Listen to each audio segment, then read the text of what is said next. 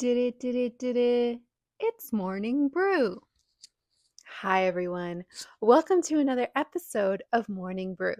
I'm your host, Bruna, aka Mystic Brew. Today's episode is brought to you by this homemade brown sugar oat milk latte. Let's take a sip.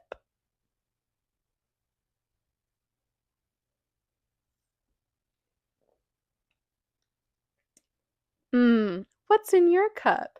All right, let's get started. As you know, this is a show where I answer your questions from my bed with a cup of coffee. Feel free to join me. Grab a beverage. We have some really great questions today. I am going to group a couple of them together because there's a theme and we love a theme. I am also going to try to not eat this microphone this time. I'm learning. I'm a work in progress, but I pay attention. Anyway, first two questions. Can you talk more about anxiety versus intuition and where to find where or how best to harness that intuition and magic within your chart? Great question. Now I'm going to group this with another question that's somewhat related. Someone else asked, I have a feeling my husband is emotionally cheating on me. Is that paranoia or my intuition? All right. Let's get started by first talking about intuition. 1 second.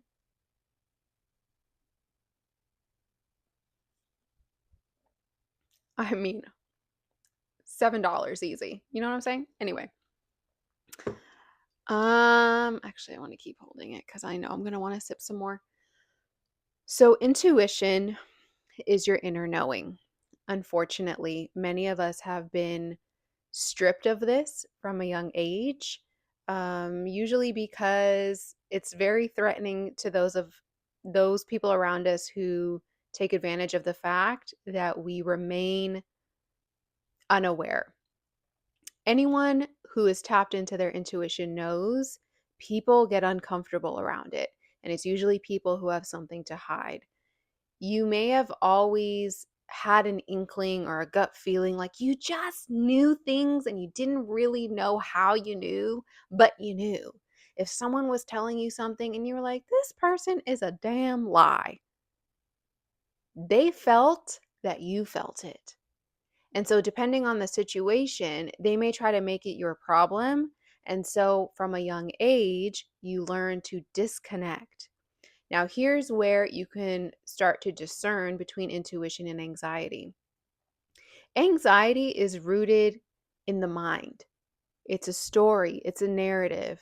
And so, unlike intuition, which is just sort of a drop of knowing information, it is something that is scurrying to construct the story. It's looking for evidence. It's like a little detective.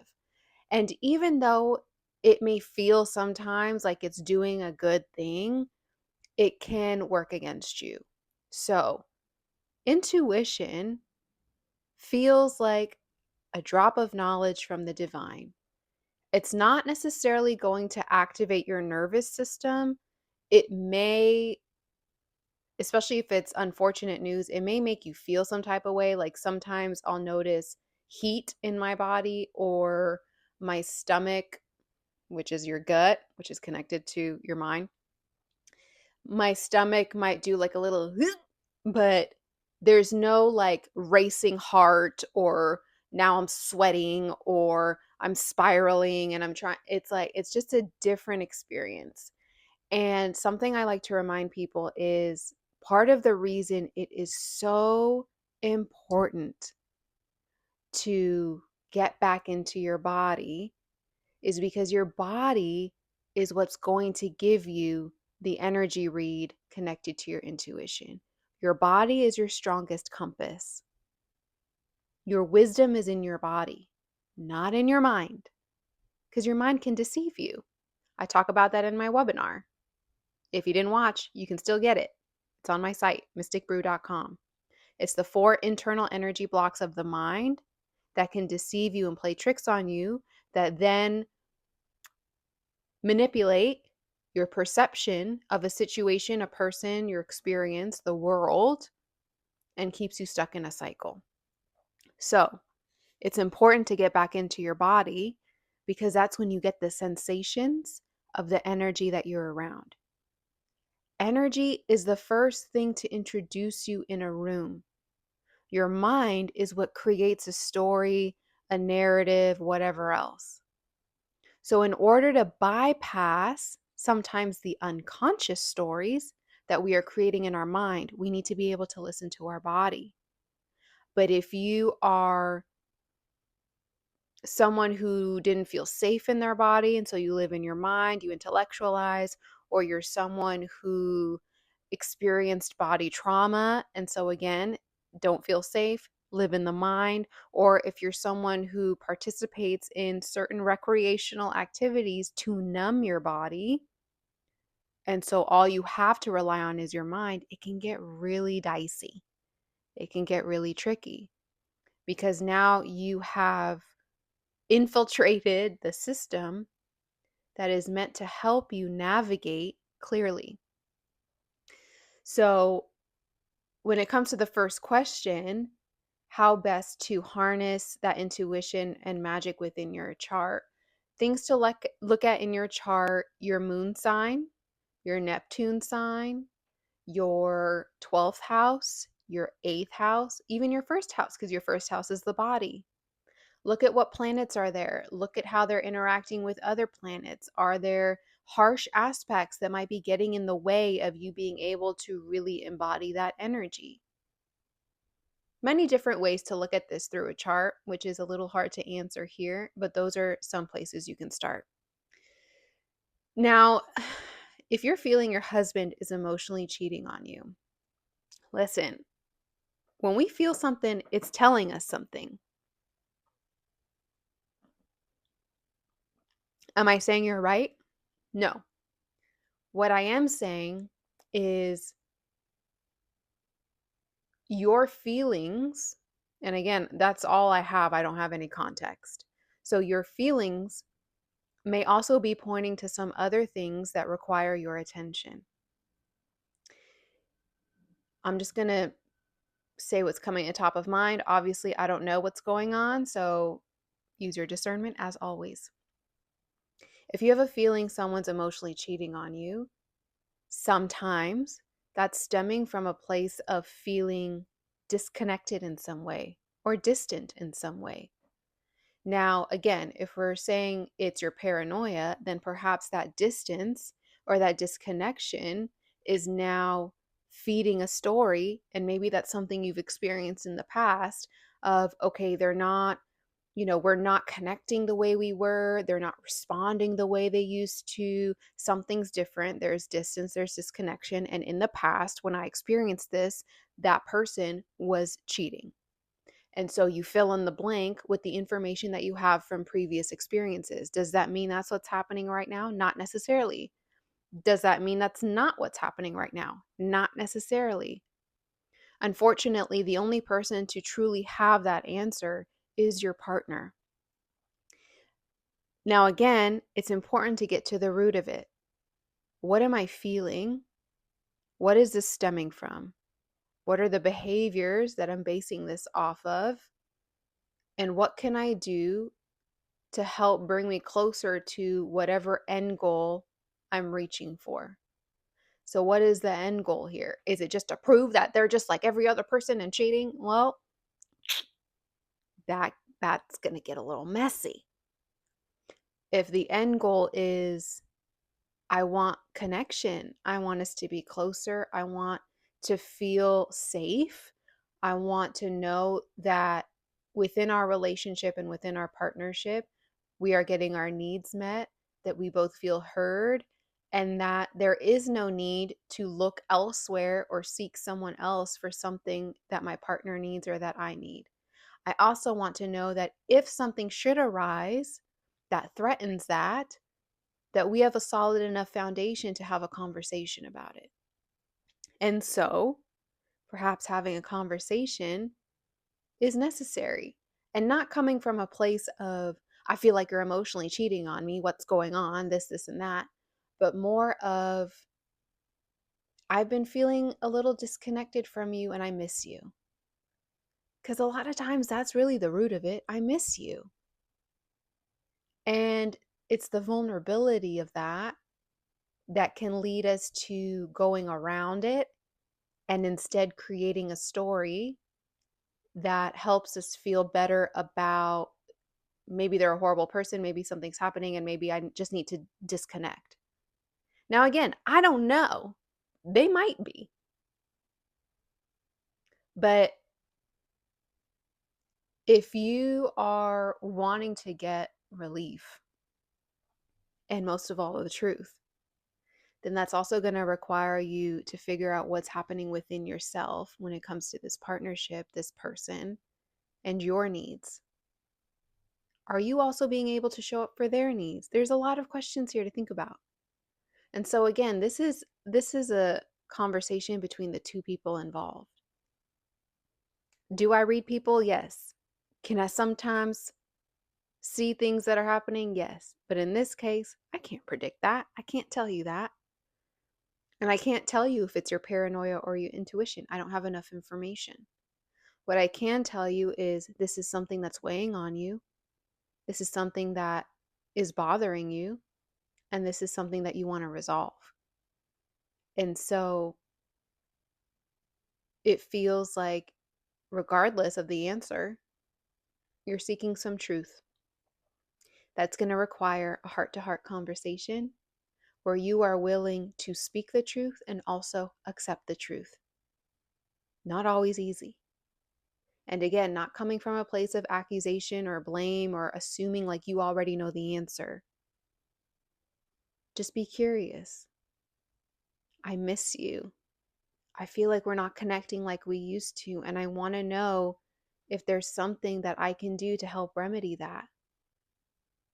Is everything okay on your end? Are you going through something? How can I support you? How can I show up better for you? And see what happens. You might be surprised. Wishing you the best. Okay, let's take a sip.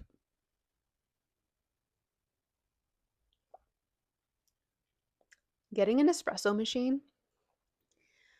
I asked my mom and my stepdad for an espresso machine one year for Christmas, I think. And I came with a proposal. I was like, listen, lattes nowadays, $7, $8.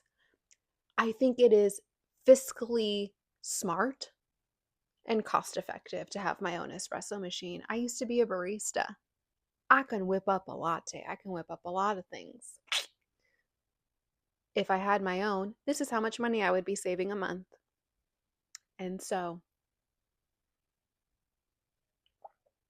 my mother, who is very big on financial independence, was a fan of my proposal and it worked. So anyway, next question.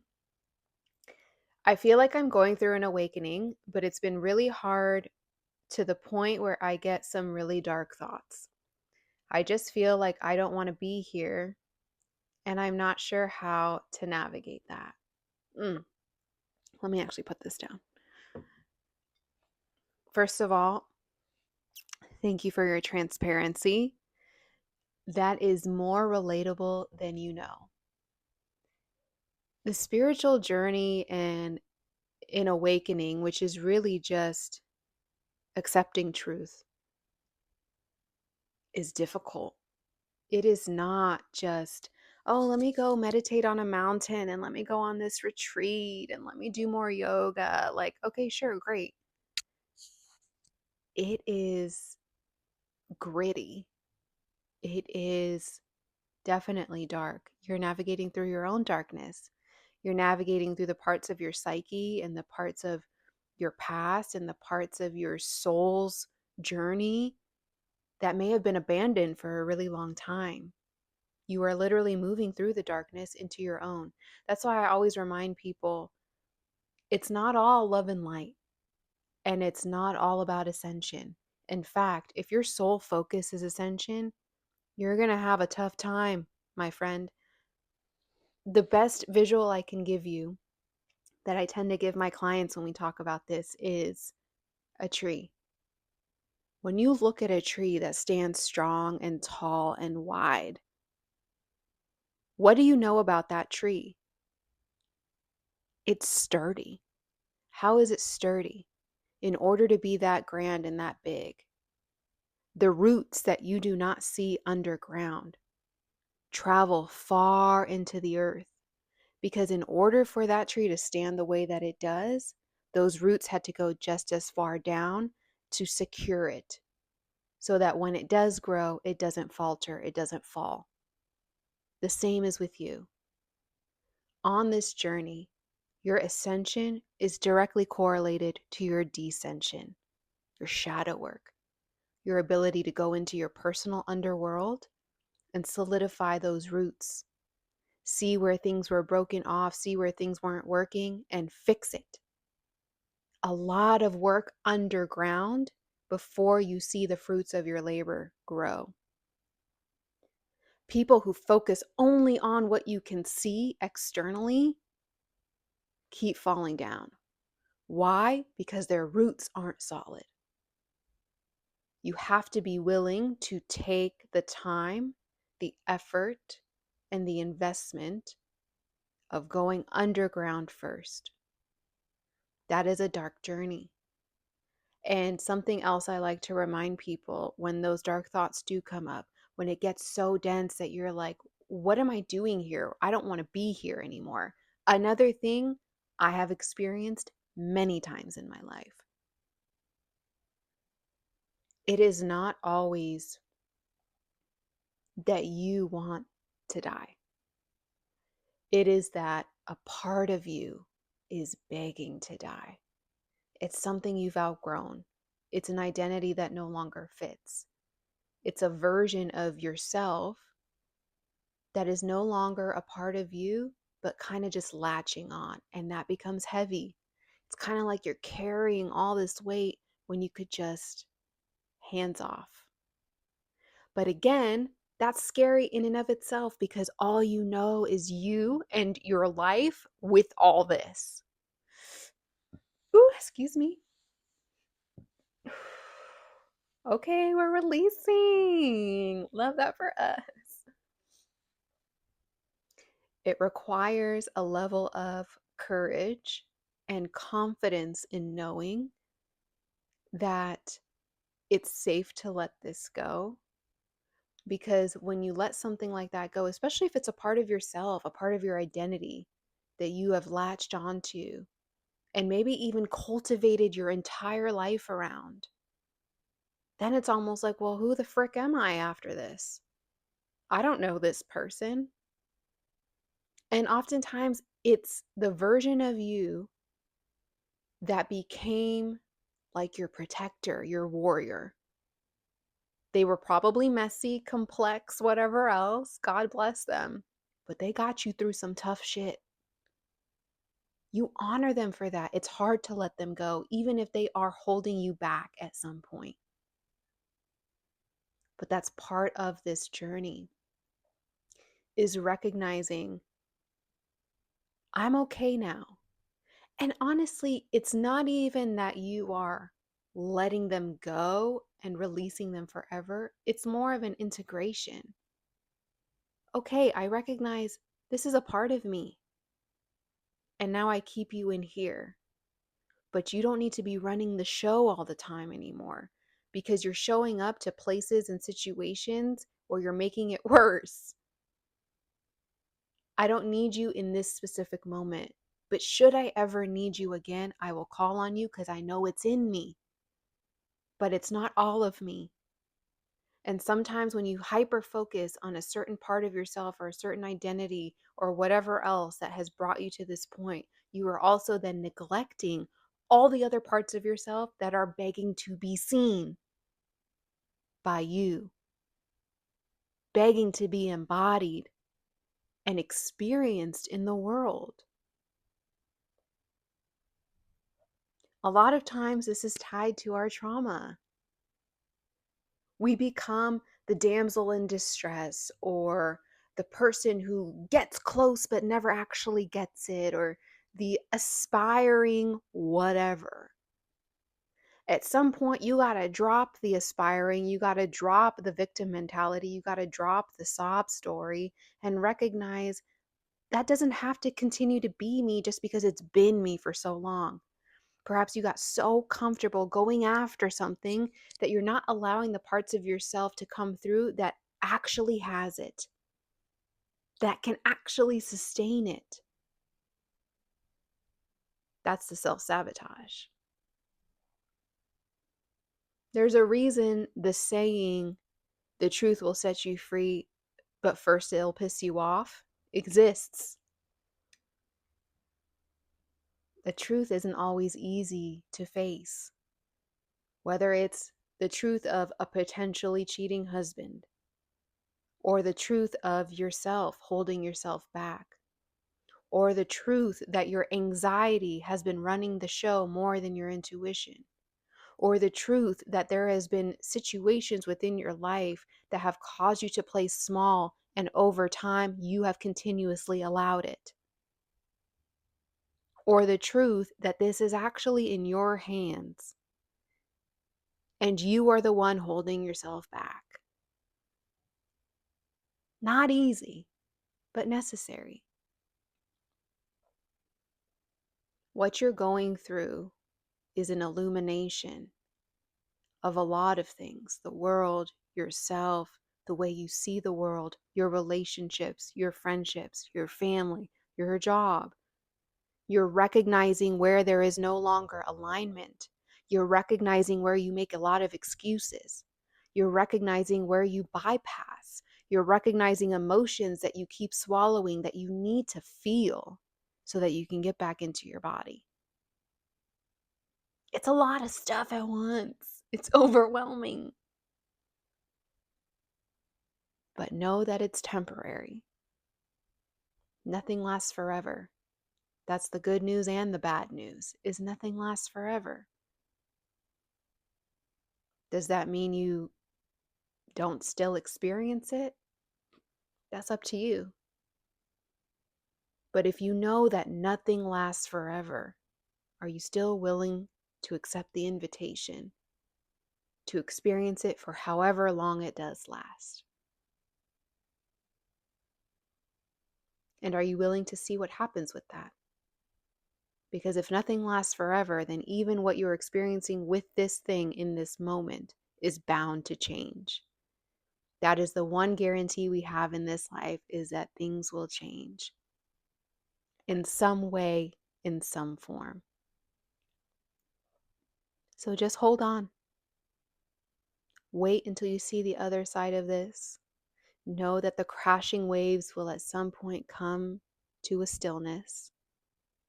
And in that stillness, honor it and allow that stillness to give you the time to take a breath and to ground the information, the knowledge, the wisdom that you were given during that ride. Because that's all that's happening, is you are being inundated with knowledge. And you do with that what you will. I'm wishing you the best. Whew. All right. Coffee time.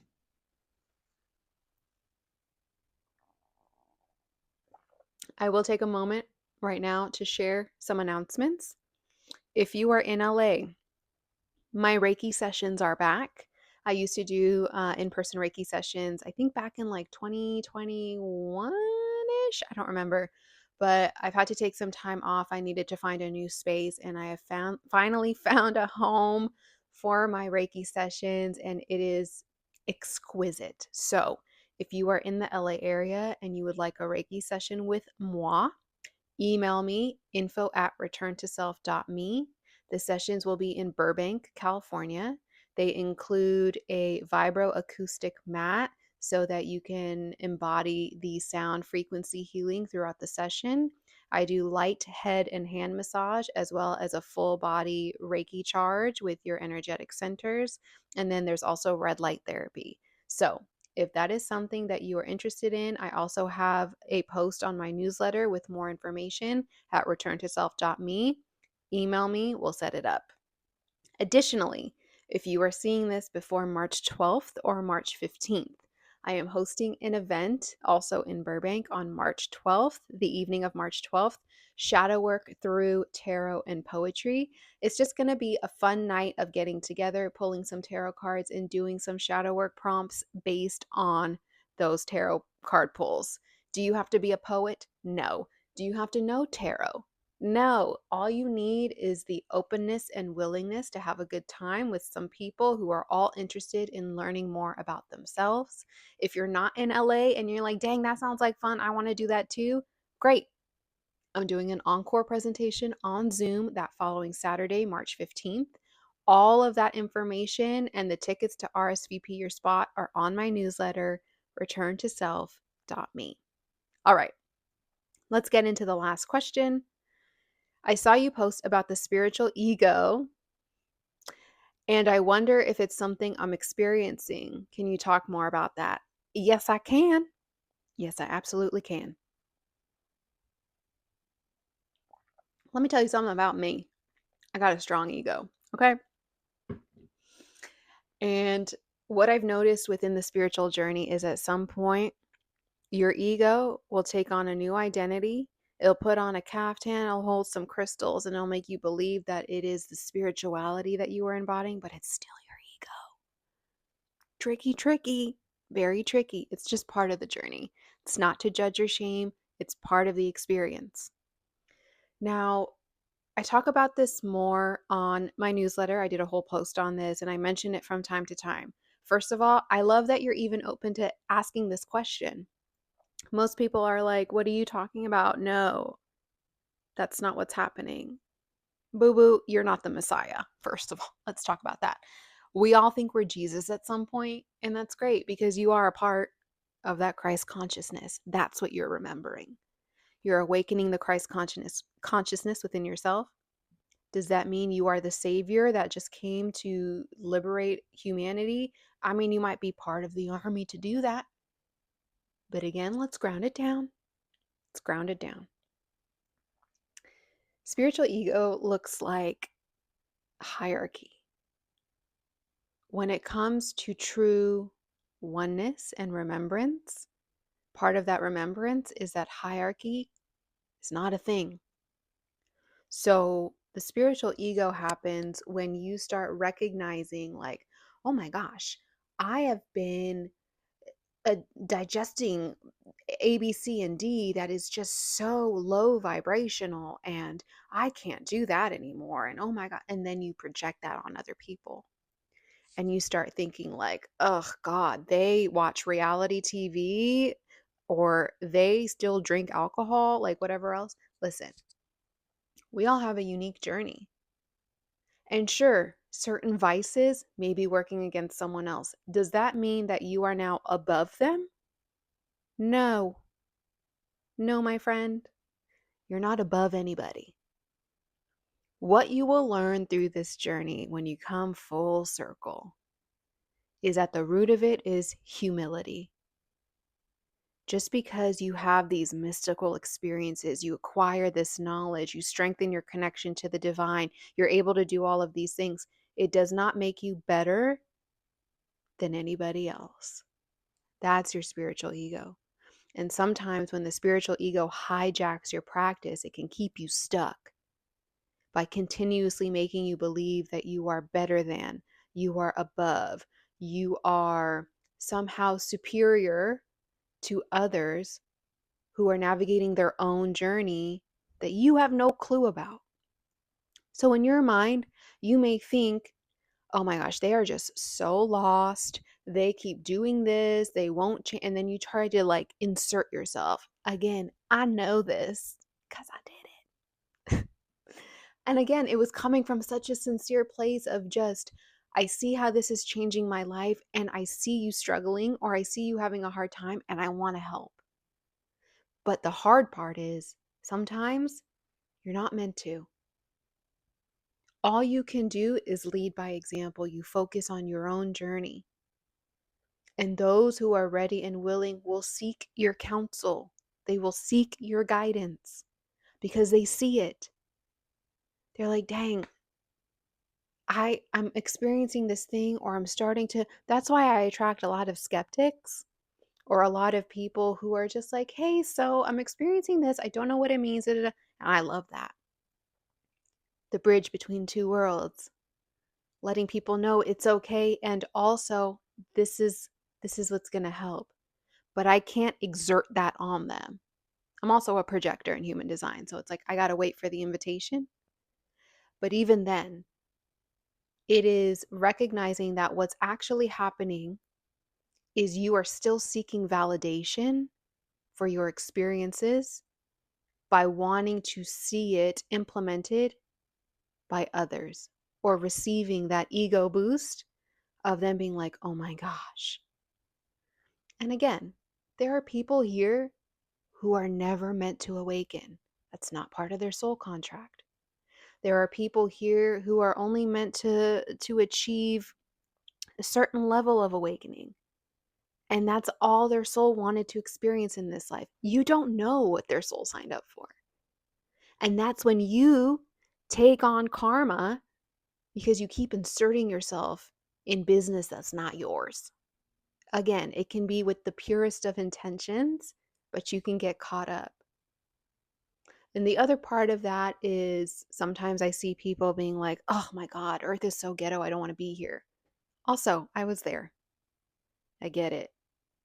And again, going to the previous question, when you begin to awaken, which means your sensitivities are heightened and you start feeling everything with the volume turned all the way up, yeah, you're like, I don't, no thanks. This is where you're meant to be. Otherwise, you wouldn't be here. The universe is a highly intelligent system. You know what it's like to be in your pure energetic form. That's probably what you're missing when you are refusing to integrate and embody this experience. When you start to feel like the human experience is beneath you, that's your spiritual ego.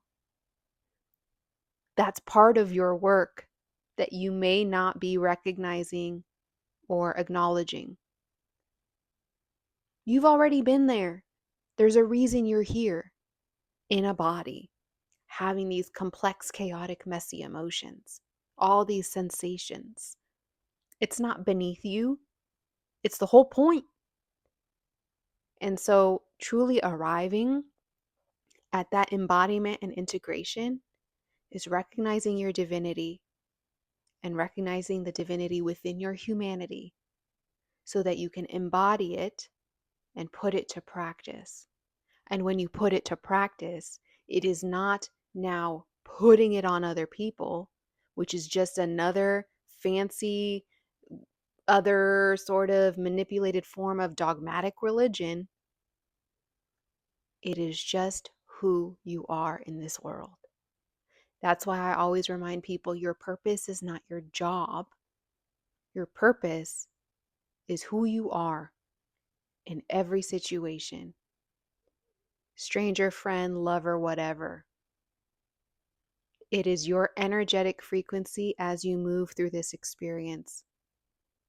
Do you leave things better than how you found them? Are you compassionate? Are you humble? Are you powerful? Are you strong? Are you resilient? Are you creative? Whatever it is, you leave a lasting impression through your energetic frequency. That is your purpose. Your work or your career may be part of that, but it's not everything. And it might shift. So the spiritual ego is, again, just another, because it's a spiral, remember? It's just another returning point to check yourself, to recognize, where am I still seeing the world and myself through a filter of my own ego. And again, the ego is not bad. I want to make that clear. Your ego is your identity. It is your human identity. But when imbalanced or unhealthy, that's when it gets a little tricky. And so, through this integration of your spiritual self with your egoic self, that shadow work, that's when you can start to let go of the parts of yourself that are remaining in an imbalanced state so you can achieve wholeness. The descension with the ascension. As above, so below. So again, I have more on this if you're interested on my newsletter at returntoself.me. Just search spiritual ego and a newsletter will pop up for your reading pleasure. Thank you as always for enjoying this episode of Morning Brew. If you have a question you would like to submit, the form to do so is below in the description. And continue watching. I'll answer your question and we'll have our fun times chatting over coffee. Take care of yourselves. I hope to see you at the event. Hope to see you getting some Reiki sessions. Hope to see you at a reading. Whatever it is, either way, I hope to see you again. Cheers.